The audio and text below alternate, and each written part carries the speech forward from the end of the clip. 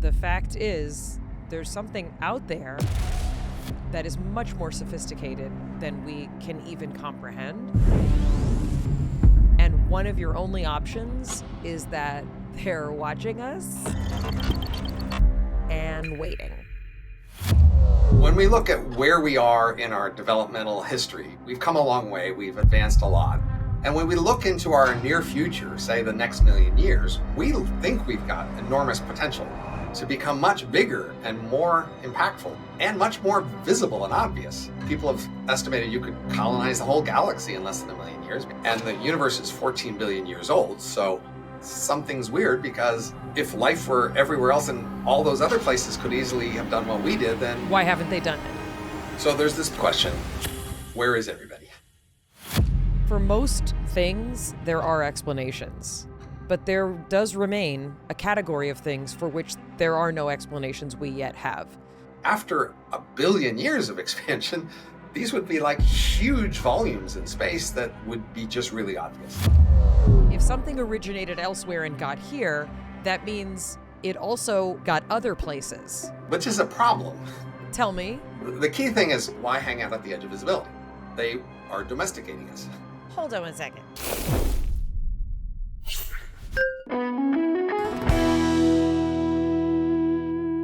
Hi, I'm Mayim Bialik.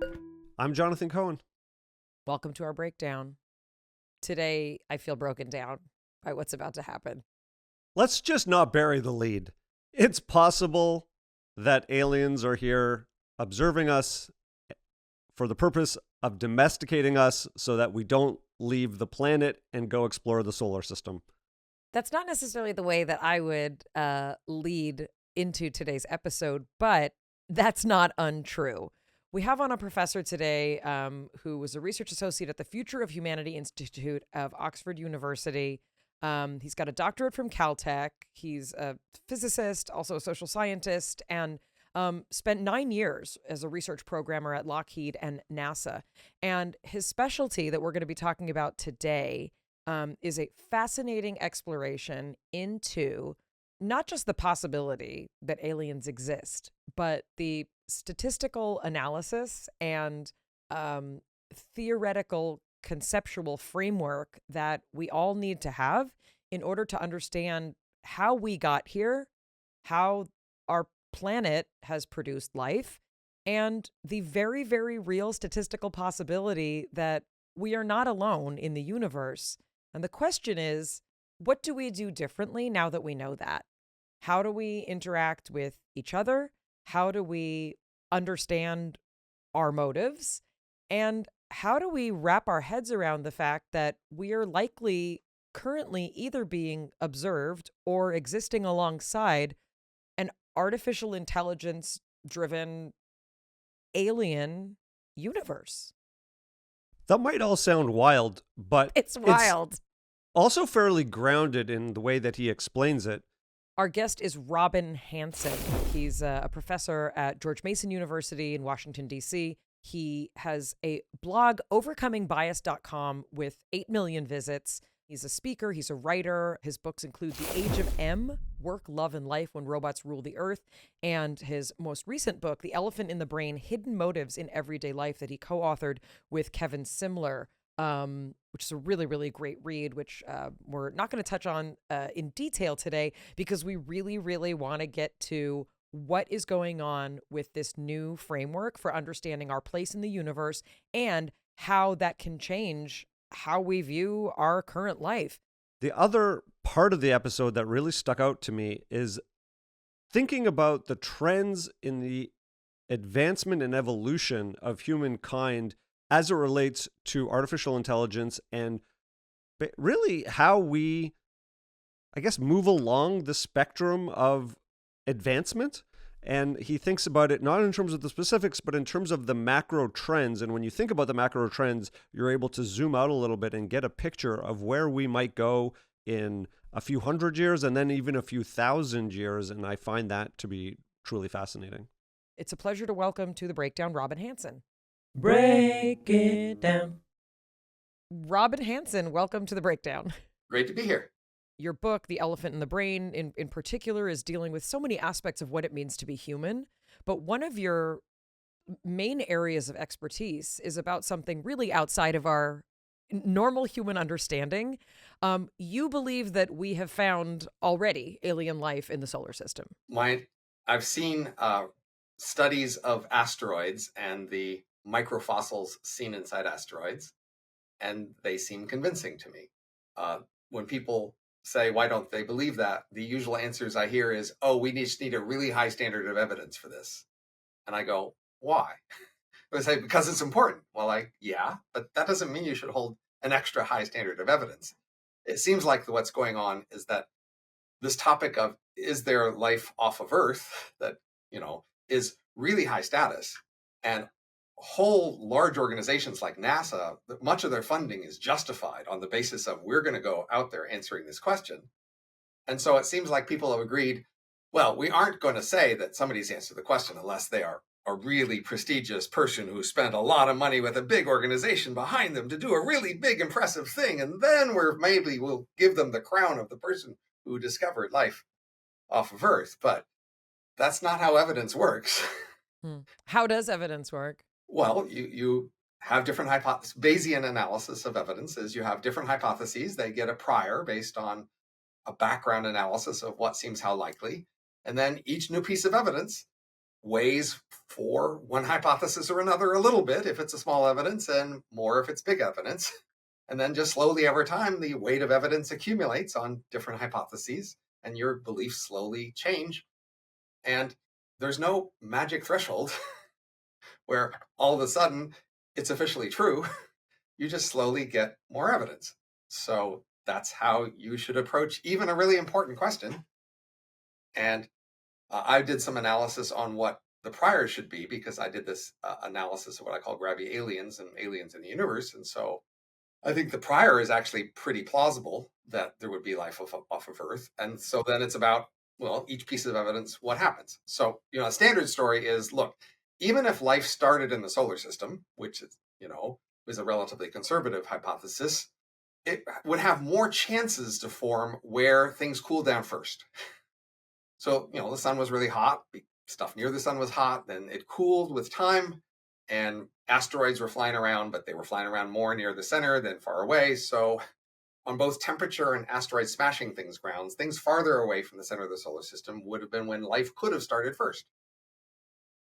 And so if life started somewhere, then the question is, well, where would it move? So early on, there were all these rocks flying around. So there's lots of chances for life to move from any one part of the solar system to other parts.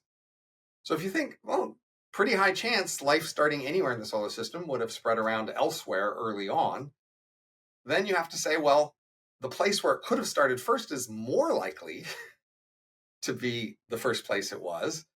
And so outside of Earth, farther away from the sun, is actually more plausible. Your prior should be life started there and came to Earth, rather than life started here and went to there.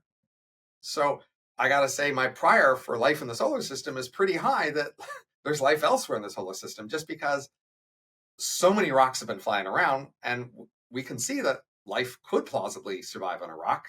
Now you say, yeah, but you need evidence, but you don't need to have this huge weight against the hypothesis that there's life elsewhere in the solar system, because your prior was, look, it's more likely it was elsewhere than here.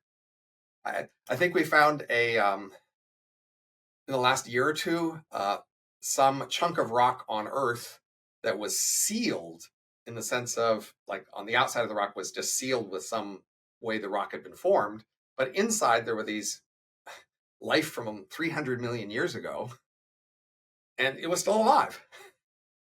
So life can survive inside a rock for 300 million years. So that means in the solar system, rocks could be flying off a planet and then circling around for a really long time before landing on some other place and giving life there. Not only that, interestingly, our star was formed as part of a stellar nursery, which roughly had 10,000 stars, all close to each other, formed at the same time and place, with lots of rocks flying back between them too. It also raises the prior that, okay, one of these other siblings of our star, of which the roughly 10,000 formed 4 billion years ago, one of them plausibly could have had life seeding it. Anyway, this is a long answer to like, the prior is pretty high. So when I looked at the stuff of the actual guy saying, here's my micrographs, look, I got some Earth life and I did the micrographs and here's what they look like. And here's the stuff in the asteroids and here's what it looked like and looks pretty similar. I go, yeah, I guess he did. I guess he showed. But this guy said somebody published this in 1962 in a top science magazine that they had apparently seen life in asteroids. And then the academic world just crushed him and like got him fired and everything else by saying, no, we insist that that's not true. But apparently like this has been going on for a long time. Even the asteroid one of the asteroids he found, like the very first time they found this asteroid in the 1880s, they opened it up and they go, this is kind of squishy bio stuff. Looks different than the other asteroids. This is what the carbonaceous asteroids are. They're more carbony stuff. When you hear a murder accusation, you're hearing a 1 in a million prior accusation.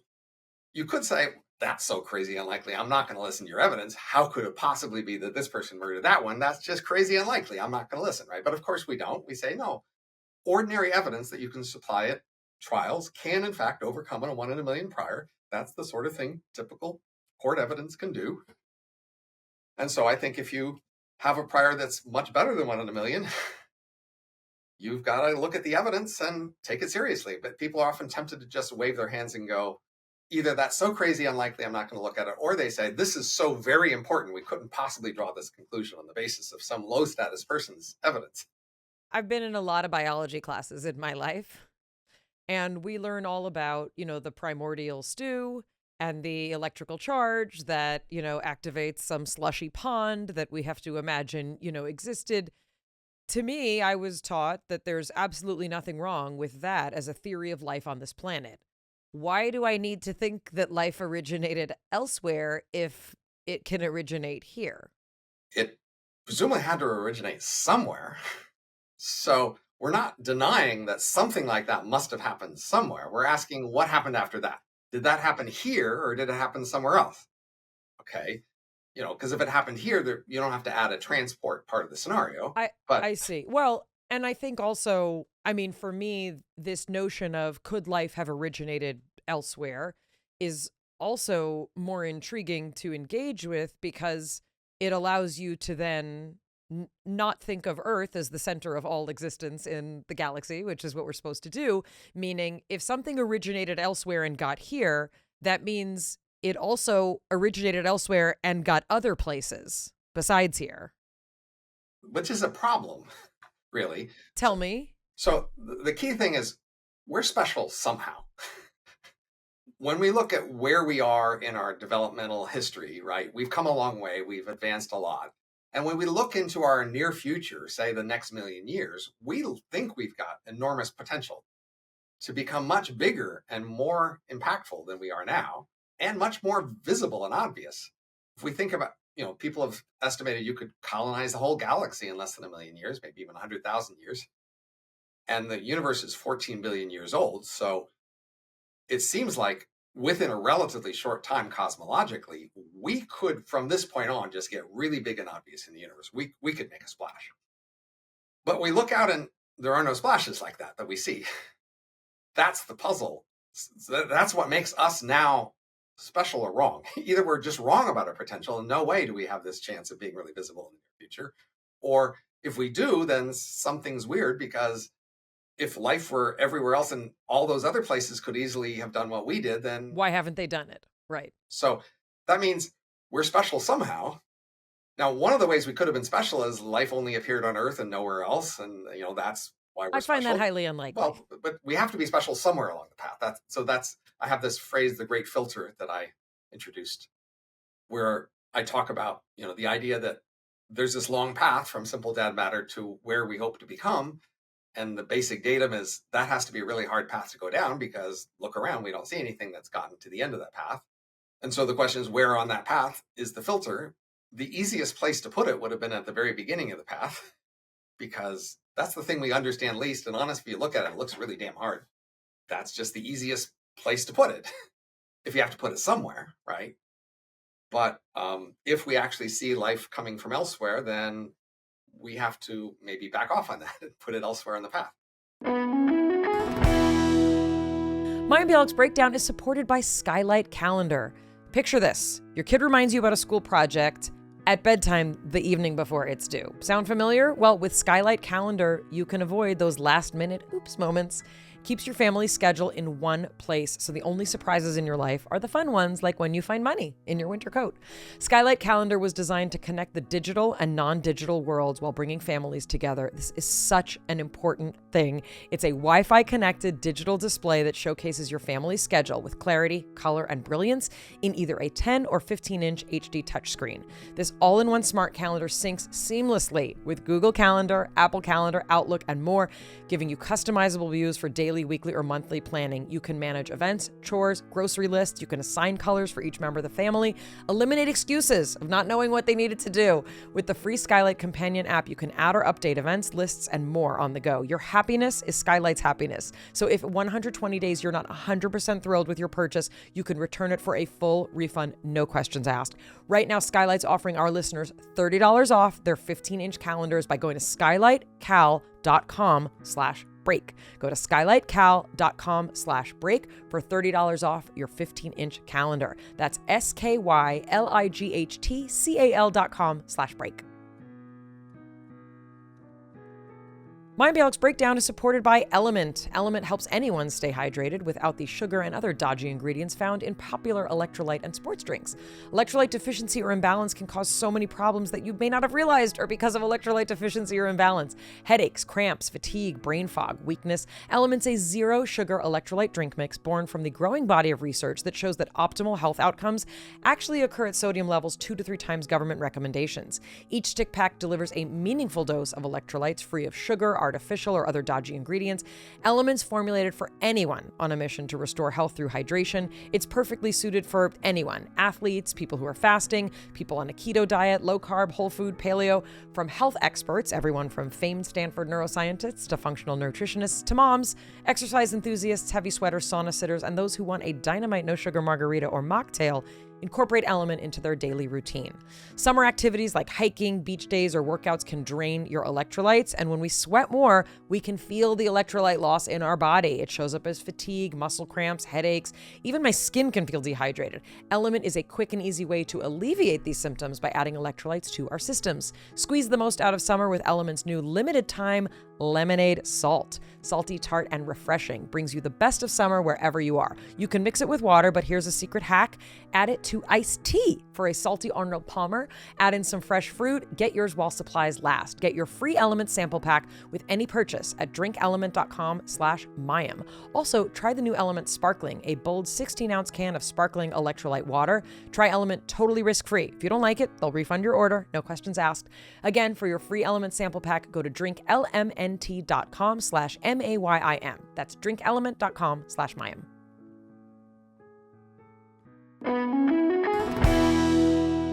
I did not know there was a difference between loud aliens, quiet aliens. Can you sort of break down what the distinctions are when we think about aliens? Two distinctions maybe to make clear. One is we right now are aliens to somebody else maybe, and we're not very loud. That is, you'd have to look really carefully at us to see us. We're not doing that much. We haven't. I mean, we've destroyed the ozone, which is apparently detectable from space. If we dumped nuclear waste into our star, it would change the spectrum. People could see that from a really long way away. So there are some things we could have done by now that would have made our star really visible from really far away, but we haven't done them yet. So mostly we're pretty small. We're keeping all of the chaos to the planet. Plausibly, the other extreme is an alien civilization that leaves its home world, spreads out to other worlds nearby, and then keeps spreading. And there's a competitive process that would make that spreading happen as fast as possible. That is, there are people at the front edge of this colonization waves. Whoever could get to the front first would have an advantage. So they would compete to go fast. And so the colonization waves would plausibly expand as fast as it possibly could. And then people behind the front of the wave, they can't go out to the wave, but they've got a bunch of stuff they could use, and they would, in say a million years or two, start to use a lot of it and change it, right? And so the image here is of a cone in space-time of expanding usage of this big volume of space-time, and that using it would change it somehow. And so the image here of a loud alien civilization is one that you see this big expanding sphere of stuff, and it looks different somehow. We don't know exactly how it would look different, but the point is, if they're just using their stuff, it would look different. And certainly that's true on Earth. When humans use an area of the Earth's surface, we make it look different, right? Especially at night, say, but other times in other ways, it just looks different. So a loud civilization would be one that's expanding and makes something look different. And there's a sense in which that shouldn't be that hard to find. Look, maybe in the first, 100 years, it would be hard to find. But look, after a billion years of expansion, these would be like huge volumes in space that would be just really obvious. And so that's part of the reason for making this distinction between loud and quiet aliens. So we don't see those. We don't see those in the visible spectrum with the technology we have. Right, but that's the point. We can confront loud aliens with our evidence. Quiet ones, it's hard to confront. Like, are they there or not? Well, it'd be really hard to tell. But loud ones, we go, look, if they were there, they would not be hard to see. So then we can use that datum as part of an analysis to figure out the distributions of aliens in space-time, actually. And that's part of what we did in our Grabby Aliens analysis, is to focus on the loud aliens. We had a 3-parameter model of the aliens, and we fit each of those parameters to a data point.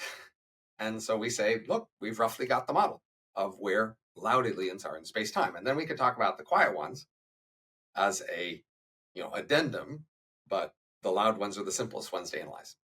The second distinction might be between sort of independently evolved or aliens versus siblings.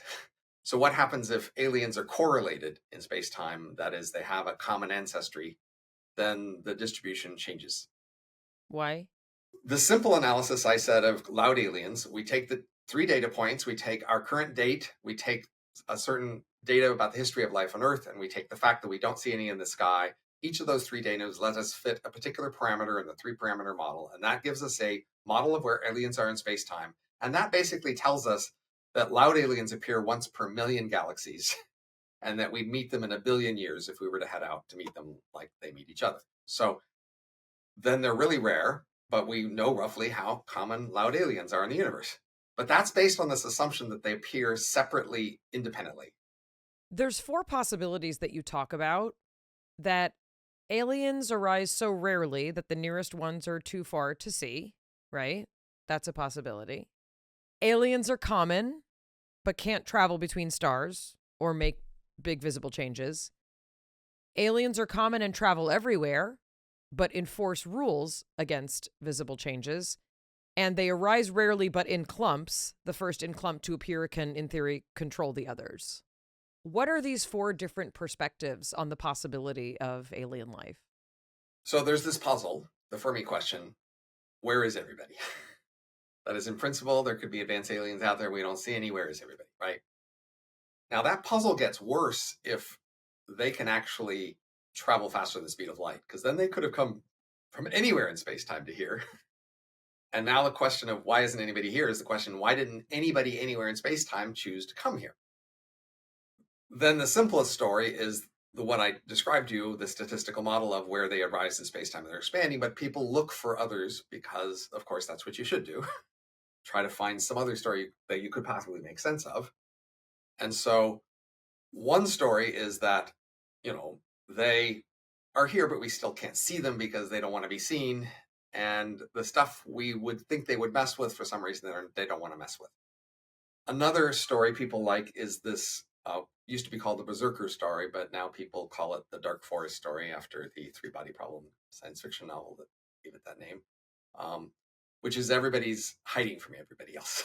So that's a decentralized story. There's not a central power controlling everything. Everybody's hiding from everybody else.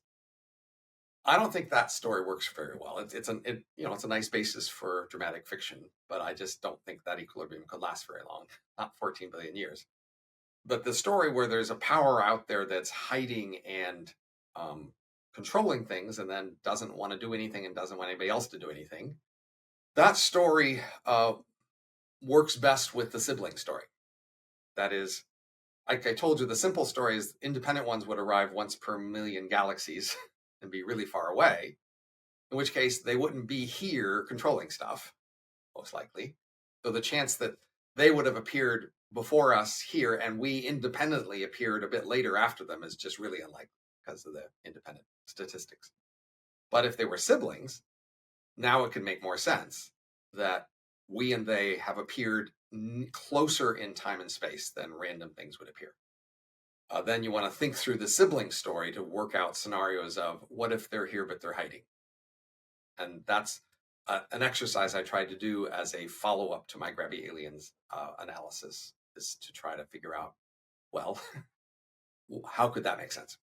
We had Adam Frank on, and I know you've written a bit about his little book of aliens. And one of the things that Jonathan and I found so interesting and significant about our conversation with Adam Frank, and I feel it in the conversation with you as well, is how much the conversation about aliens does not revolve around the stories of abductions that we hear.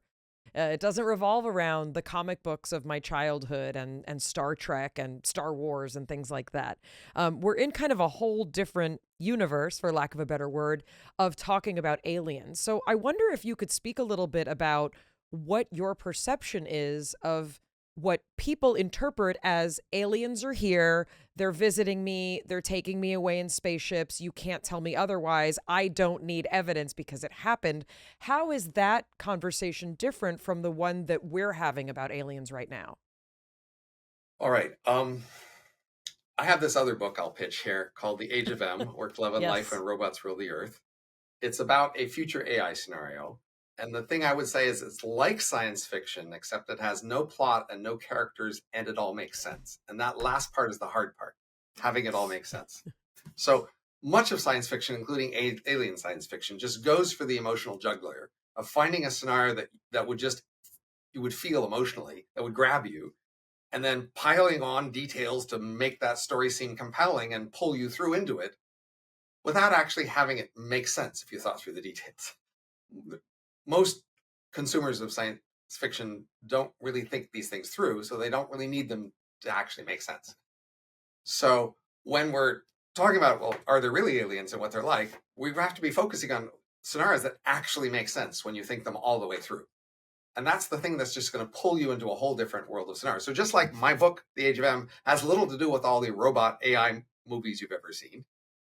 It's strange, but it's not strange in the ways that most of those stories are strange.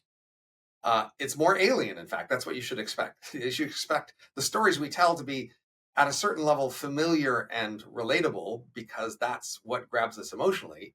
A really weird world is just hard to relate to and hard to tell stories about. But you should expect the real world to actually be weirder than your stories. And that's true for aliens as well.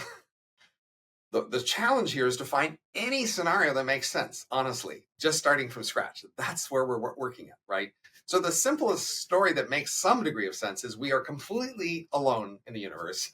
There has never been anything else, and will never be anything more. At least we can make sense of that scenario. At least we can picture it in some sense. But how believable is it? How plausible is it? You go, well, the universe is pretty damn huge. How come we're so special? Okay, fine. Let me add some aliens to the scenario. But then as soon as I do that, it has consequences. Like, well, the aliens aren't just going to sit there. They're going to do things and then grow and then, become visible. And now that messes with my observations in ways that's hard to explain. So the challenge with talking about aliens is to find scenarios that make any sense with respect just the basic things we understand about the universe. That's why they sound so different from fiction and even most UFO stories. Like, it's really hard to look. I've tried to work out if UFOs were aliens, how could that make sense? But even then, I'm going to go with the most basic facts we know about UFOs. But if you try to throw on the abductions and stuff like that, I go, oh, for God's sake, how am I supposed to make any sense of that? It just gets weirder and weirder, right? I mean, I can start to pile on more and more assumptions to explain weirder and weirder scenarios, but I should be conscious of how I'm diving into a more and more unlikely corner of scenario space. So I'd rather start at the most likely corners of scenario space and work out what we know there and, go the other places more slowly. And with all due respect, the likely corner of the universe we are inhabiting is a centralized alien government enforcing a rule against large visible changes. I'm going to tell you the degree to which I agree and don't agree with that. I did this analysis of grabby aliens that, again, through 3 data points, made a statistical model where they are in space-time. That model says the big loud ones that you should see from a long way off, those are pretty rare, once per million galaxies. We'll see them in a billion years, okay?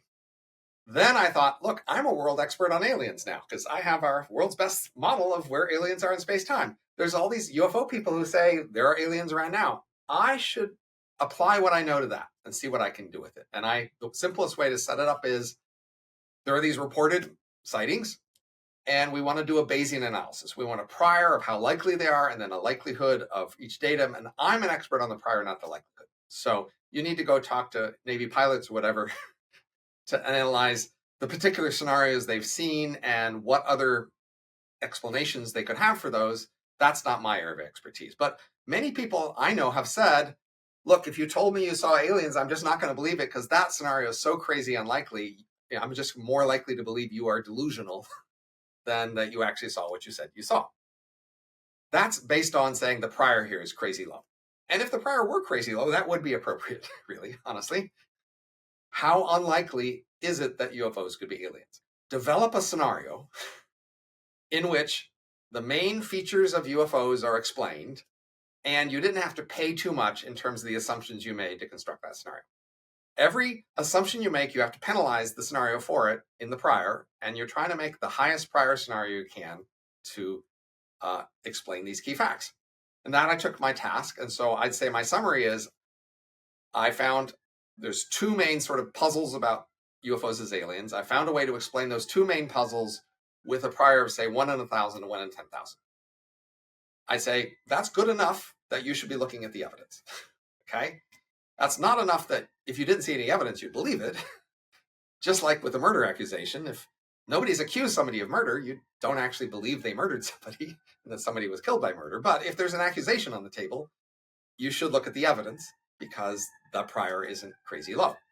If this UFO as aliens evidence actually plays out, then that's the scenario I'm going to have to go with as the most likely scenario to explain.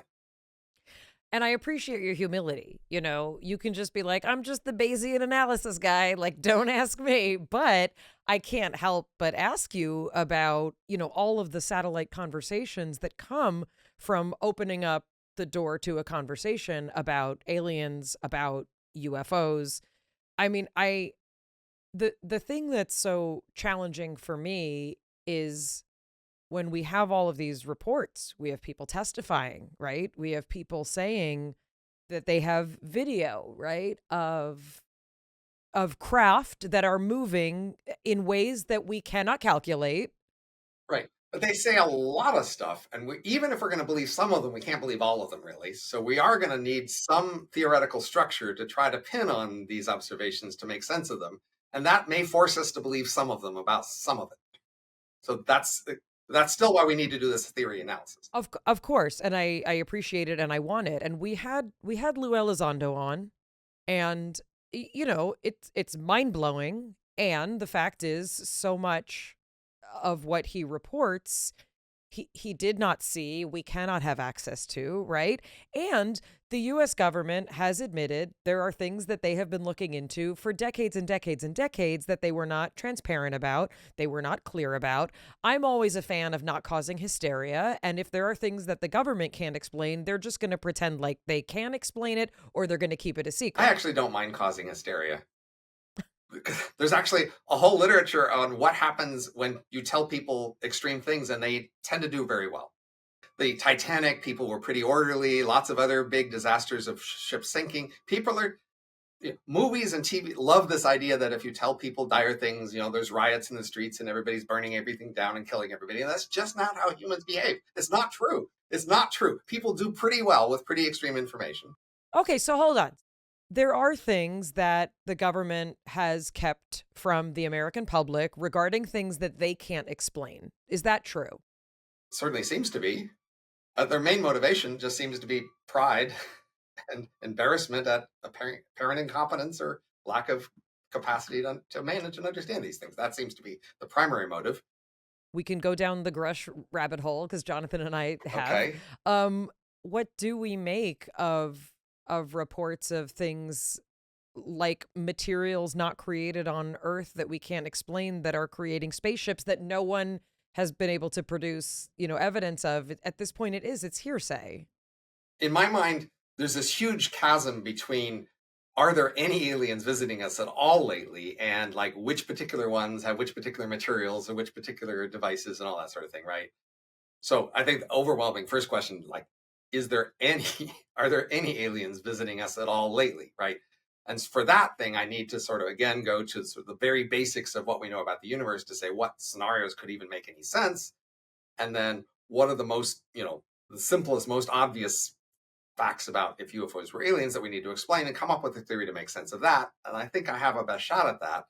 But that theory doesn't work very well tacking on lots of other assumptions you might make. That is, the more weird things you need this theory to explain, the weirder it's going to get and the more unlikely it's going to get, right?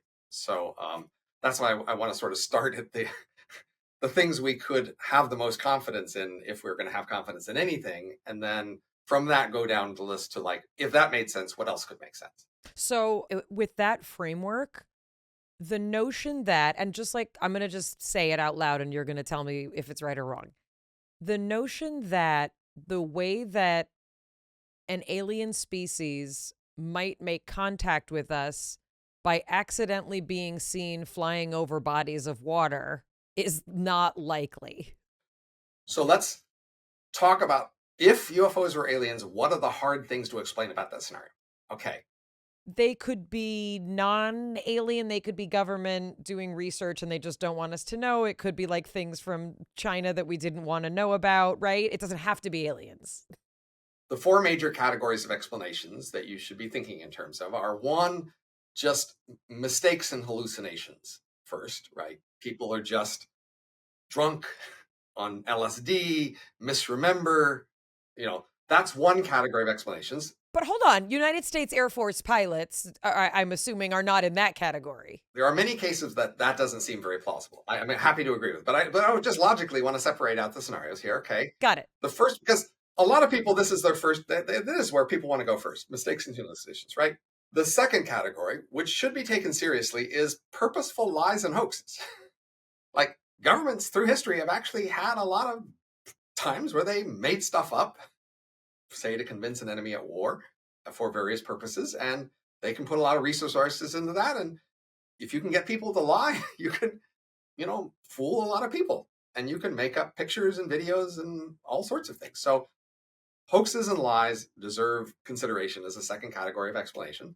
The third category is some more familiar nearby organization, like some country, some secret military project, some, I don't know, billionaire's pet project, something close to us in a world of social causation that we could have some idea of, why it would do things and why it would be there and what kind of capacities it would have. That's category number 3.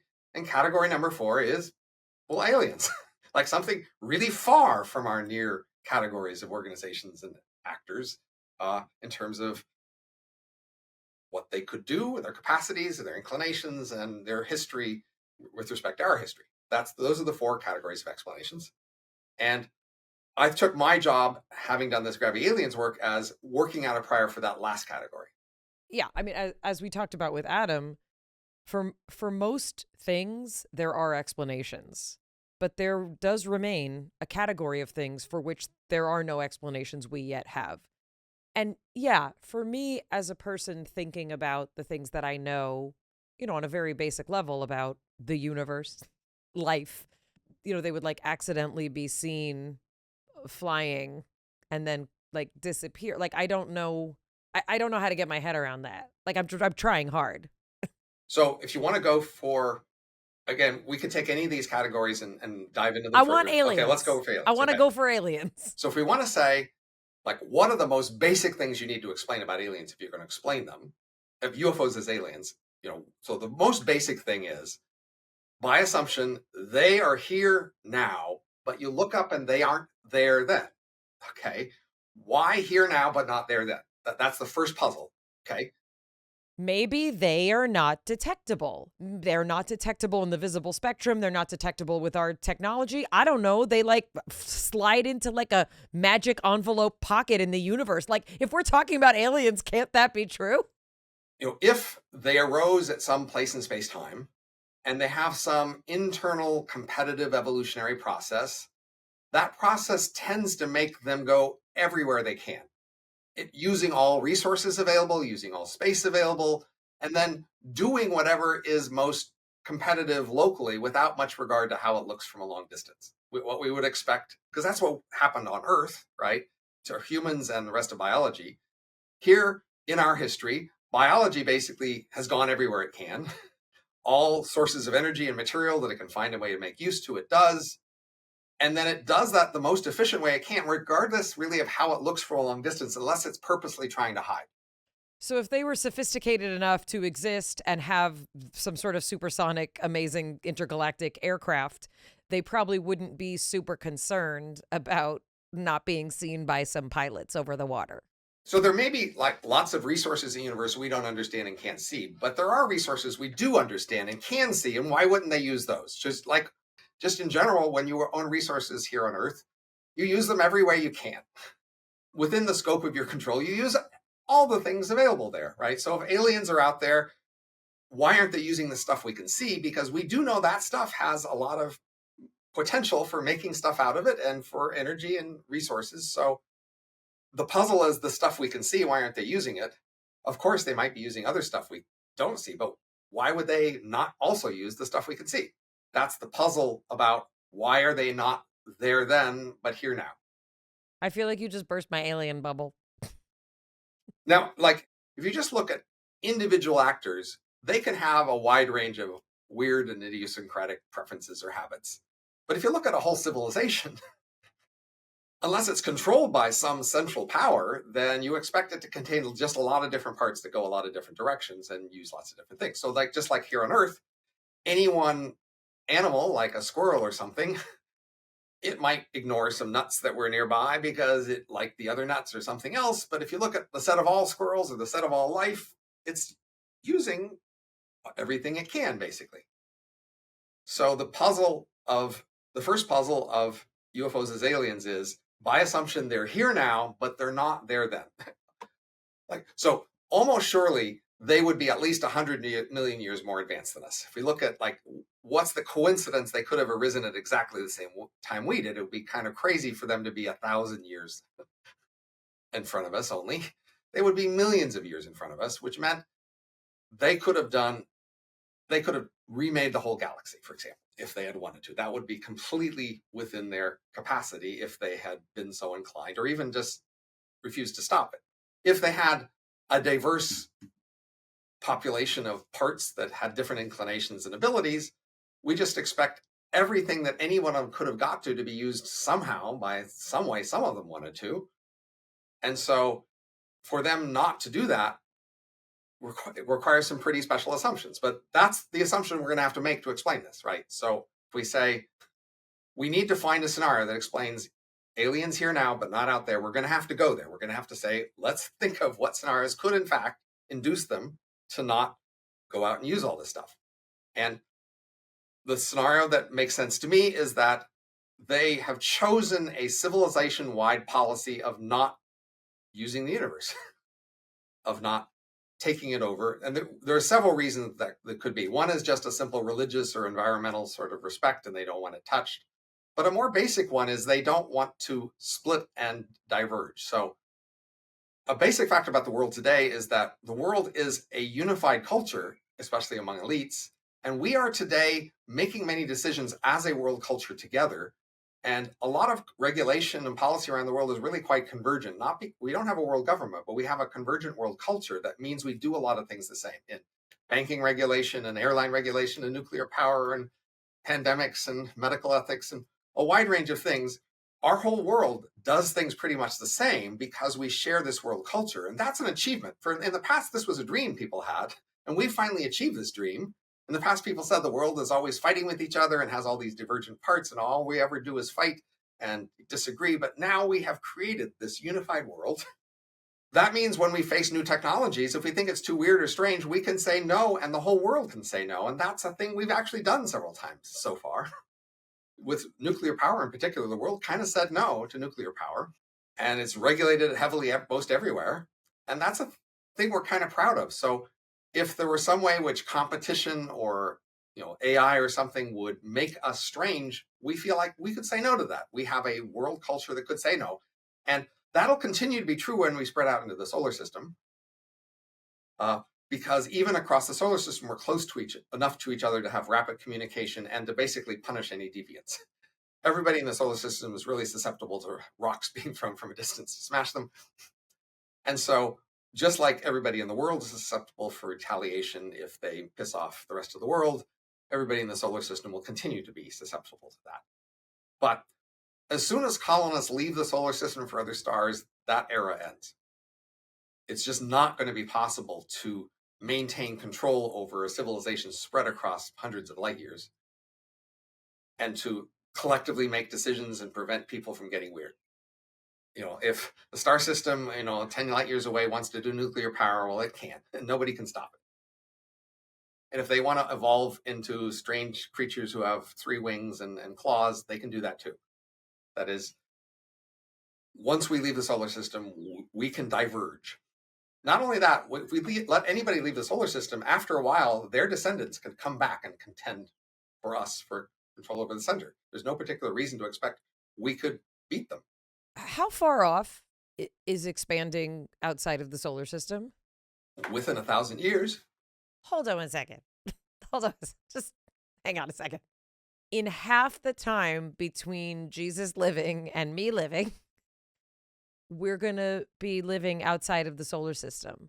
If we continued at our current growth rates, yes. Now, I have some doubts about that, so it might put it off for a few thousand years, but certainly within 10,000 years, I'm pretty confident that. And that's 10,000 years is just a really tiny time on the cosmological scale, so it hardly matters. Of course, people do talk about like the extinction of us. Is that on the docket?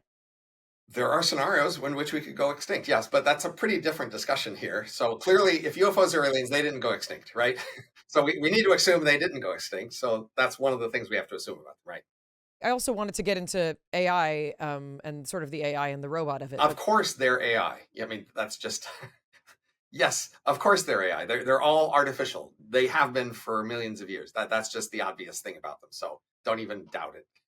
It would be really hard for them to retain any bio-squishy, parts or things like that. I mean, they may have done that out of some, respect or museum sort of reverence or some zoo or something where they retain old things. But mostly, yeah, they're all AI. Let's expand on this point, because when people think about alien life, they're thinking in terms of the images that they've seen, little green people or gray people, and they think maybe they don't bleed exactly like us, but they think of some sort of biologic form. Again, the most basic thing we would know about aliens is it would be crazy unlikely for them to have arisen at exactly the same moment as us in a really old universe, okay? So either they appear after us, in which we don't see them yet, or they appeared before us, in which case they appeared a long time before us, hundreds of millions of years, plausibly. That's how much more advanced they are than us. And so you have to ask what would happen in that 100 million years? And one of the most obvious things that'll happen is, of course, they will go artificial. That's what we've been doing. We've been going artificial as fast as we can for 100,000 years. I don't want to. I don't want a cell phone. I don't want a television. Now we are a collective civilization all in one star system together, where we do have a shared culture and we do talk together about what we want to happen. And now you do have a vote. But as soon as you let colonists leave, that's over. So that's a reason why advanced civilizations might decide to not allow colonists as part of the strategy to not allow change or to control change, to have a collective vision of who we are and what we choose together and what we'll allow. That appeals to many people. It doesn't appeal to me so much, but it definitely appeals to a lot of people. And I think once letting colonists go from here, once people understand the consequences of that, I could understand they might want to hold off on that for a while. And the longer they held off, the more they might get used to that being okay. What appeals to you more? Because it seems hard for me to believe that they could restrict those people who are really hell-bent on heading out into the galaxy. There's several implications right off the bat from that. One is they lasted a long time. Like, they lasted hundreds of millions of years. That's pretty impressive. Good job. Another is they enforced this rule successfully for a really long time. Right from the bat, we got to say they have a pretty impressive capability here to have made this choice and enforced it successfully for a really, really long time. Because any one failure of enforcing this rule, and it's all over. Right. And they knew that, of course, and so that would motivate them to really be trying to enforce this rule well, but still pretty impressive they managed to do that. Another implication we have is this gives a clear agenda for why they're here. Once you know that they were obsessed for 100 million years with preventing anybody from leaving and colonizing the universe, and they would know they have these panspermia siblings, other life that came from the same origin as them that could eventually reach their level and go expanding. Now, either they let them break their rules or they go out there and enforce the rules on them. That's the only choice. So that's a reason why they would be here now, is to enforce this rule. Furthermore, we can draw the conclusion that a simple way to enforce this rule would have just been to exterminate us, and they chose not to do that. So from just one assumption, we have drawn a whole bunch of conclusions here. So plausibly, some other motives they might have had would be to say, help us out, raise us up, teach us their ways. And clearly that wasn't so important because they're not doing that. But they are here basically to make us follow their rule. Now, the second other thing to explain about aliens being here now, the way they are, is this thing you mentioned before, which is if they're 100 million years more advanced, they could have either been completely invisible and seen everything they wanted to, or been completely obvious. Those were just clear options they had. And apparently they did not choose either of these two extreme plausible options, to be completely invisible or completely obvious. What are they doing instead? They're hanging out at the edge of visibility. We need an explanation for that, because that's pretty weird. Because, we can understand the two extremes here, being completely invisible, because wanting to hide, not taking any chances, being completely obvious, taking over, ruling us, and telling us what to do. Those all make sense. Why hang out at the edge of visibility? That's the more puzzling thing we have to explain. But still, why hang out at the edge of visibility? And for that, my simple explanation is that they are domesticating us. So the way we make other animals do what we want is to domesticate them. In fact, we domesticate each other. And how do you domesticate an animal? You slot into their status hierarchy and you be at the top. You be impressive, you be local, you be not too mean, and then you are the top dog, top horse, whatever it is. That's how we've domesticated other animals. So their strategy is to come here and domesticate us by being the most impressive thing around, being local, not being too harsh punishment, and then we will naturally see them as top dog, want to follow their lead, and we can figure out their agenda, so we'll just do it that way. And a lot of people who believe in UFOs, in fact, typically believe that they are good guys, better than our governments, and that we should follow their leads. So that seems to be working. Well, why couldn't they do that by just being really visible? But the key problem is, even on Earth, when humans have tried to domesticate other humans, if we're different enough that it doesn't work, we find even little things that we hate about foreign humans to put us off. So they knew that they're actually much more different from us than we are from each other. And so we are much more likely to actually hate something about them. Maybe they eat babies, who knows? But they got to know there's something that if they told us about them, we would hate it. And that would sort of break the spell of this domestication. So that's why they can't reveal too much. They just need to be visible, be impressive, and not say very much. And another consideration here is that for 100 million years, they enforced this rule against expansion, right? And any expedition to these sibling stars is threatening to break that. If this expedition goes rogue, it's all over. So they cannot give this expedition a lot of discretionary powers. They have to approve a strategy from home that's very simple, only give them the tools necessary to implement that strategy, and then send them off that way. Do not give them a lot of discretion and freedom and powers to figure things out for themselves. Nope. And so the question is, what simple strategy could you have approved from home that would robustly work for any social species out there to make them do what we want? And domestication is just the obvious thing that we've always done to make other animals do what we want. And so they would have figured that out. And so they figured out the obvious thing is to just send them over with the ability to hang out at the edge of visibility and just be impressive and not too mean. So that's my hypothesis. Again, I said a roughly 1 in 10,000 to 1 in 1,000 prior. It doesn't explain abductions and a whole bunch of other weird stuff. I'm glad you tackled the simple things, like we're possibly being domesticated by overlord aliens. Right. Now, this is not a pretty picture. That's the thing to be really clear here. These are not kumbaya aliens here to save us from, give us world peace and eternal life. And they're not in any rush here. Like, Their deadline is whenever we would actually be able of leaving the solar system. And they can pretty clearly tell we're not close. Okay. So they're not at a deadline where they need to start doing desperate things to convince us at the last minute. We're not at the last minute. Can I just repeat some of this in the most general terms, just as a reflection for anyone who's listening? So if they're possibly domesticating us, they're hanging out on the edge of visibility to monitor us to make sure that we don't get the capability to No, they're just hanging out. They don't need to be seen at all to monitor. Yeah, us. They could just be correct. completely invisible. They're just to impress us. To impress us, to make us sort of, curious. And the goal is just to make sure we don't evolve too far that we can leap off this planet and go cause havoc elsewhere. Like, is there another form of domestication that, like, how would they be influencing us? So basically, when you domesticate an animal, you convince them that you are superior to them and that you can be supportive enough that they should submit to you. And then they look to you for what to do and you tell them. So this is a slow roll. So revealing themselves in these very small moments is a slow path to getting a larger awareness that they exist and they have superior capability. So it's a narrative that they're building. To domesticate us, they just need us to see them, to see that they're impressive and that they're not too hostile, and then to figure out what their agenda is. That's all they need from the whole story. They don't need anything else to happen. The first step is that we see them and see they're impressive. And plausibly, they've already done this tens of thousands of times. So their simple strategy of impress us is to go around the world and impress individuals. And apparently, they might even be surprised we haven't been convinced yet. But they've got lots of time. They're in no particular rush. And maybe they plausibly know that this is a hard thing to convince people of, but they're just going to slowly repeat the strategy of showing up and being impressive and then waiting till we figure it out. Because they don't need to tell us anything. They should be able to figure out their agenda right now, right? We've already done this here. We can figure out why they're here and what they want.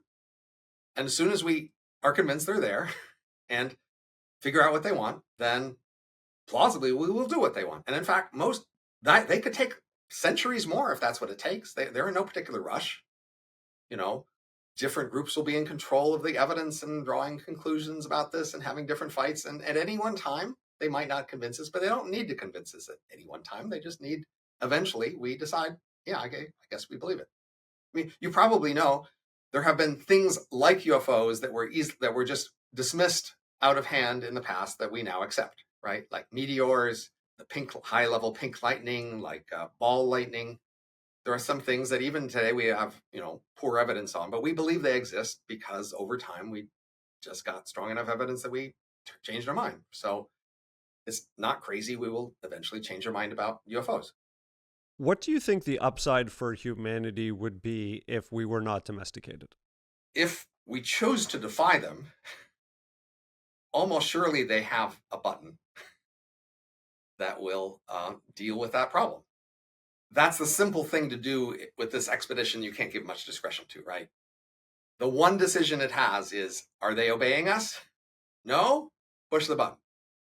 If yes, success. That's it. That's the only decision they have to make. And it doesn't need a lot of, infrastructure probably. So if we defy them, this is the obvious implication is they win. You lose the defiance. So now you might ask, well, could we sneakily defy them somehow and trick them? Probably not. So that they didn't know we were defying them. It doesn't seem like it if they had that level of intelligence. Also, it's plausible that they could just destroy the technology that we're using to make those advancements instead of destroying all of us, depending on their attitude towards us. Right. Now, here's another side of the story, though, which is on Earth, we consistently see old organizations rotting. Just like we see old organisms rotting. There's just a consistent way up until now in human history and all of biological history. Things rot. And the main way we've ever solved rot is to replace old things with new things. So our bodies, your and my body, our bodies rot over time and decay. And we just replace old bodies with young bodies. Civilizations rise and fall. Companies rise and fall and get replaced by new companies.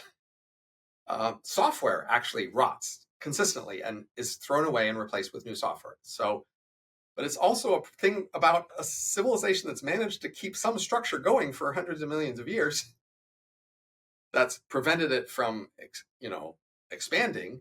That structure would plausibly suffer rot over a long period. And so there's this open question. They've managed to maintain some capabilities, like to get here and to enforce their rule. But what capabilities have they lost? That's not crazy to think they could have lost a lot of capabilities through this obsession with maintaining this structure for that long a period. We don't know. So maybe they found ways to avoid rot that we don't understand, and maybe they just have enormous capabilities. Maybe their capabilities are much weaker than we think, but that's another reason for them not to show much. Well, seemingly, if our objective is not to leave the planet, then we kind of have free reign, and it's not that negative for the future of humanity. If you're willing to limit your ambitions in a way compatible with their hopes and expectations for you, yeah. The other consideration is that they may have some information about how the rest of the universe functions that we do not. They haven't at all seem inclined to share it with us. And again, according to this theory, there's just no point in time where it really makes sense for them to do that either, right? 100%. And I'm kind of addressing the fatalistic, they're here watching us sort of suppressing our advancement.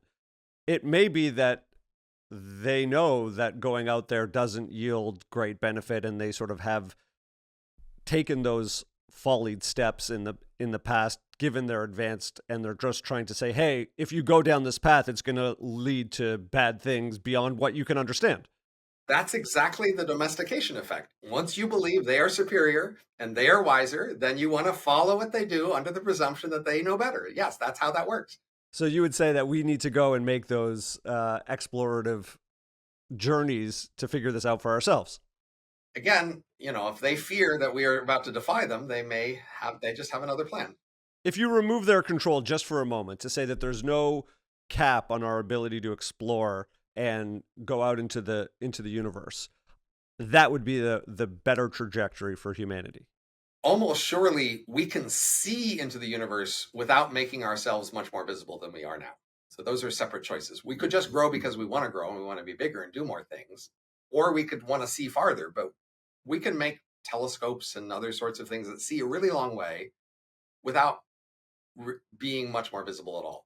So, for example, there's this way to use the sun as a gravitational lens, and you put a telescope like 600 AU, which is the distance to the sun, out from the sun, and then you can see on the opposite side of the sun with really, really high resolution how visible we make ourselves is somewhat separate from how far we see.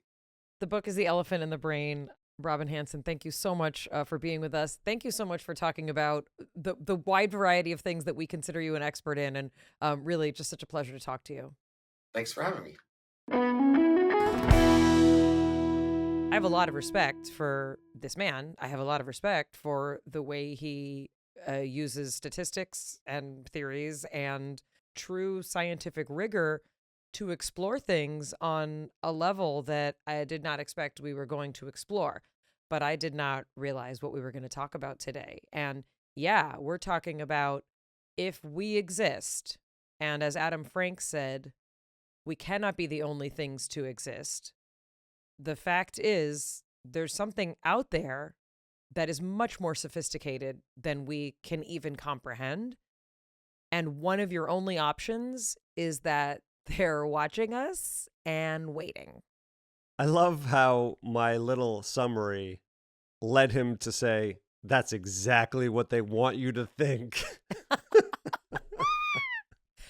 Yeah, we're being domesticated, that whatever's out there is far more intelligent than we are, because, again, the probability that they, whoever they are, were created at exactly the same second that we were is pretty unlikely. This is like not how it works, meaning they're made of something different, which means they would need an entire other environment in which to thrive.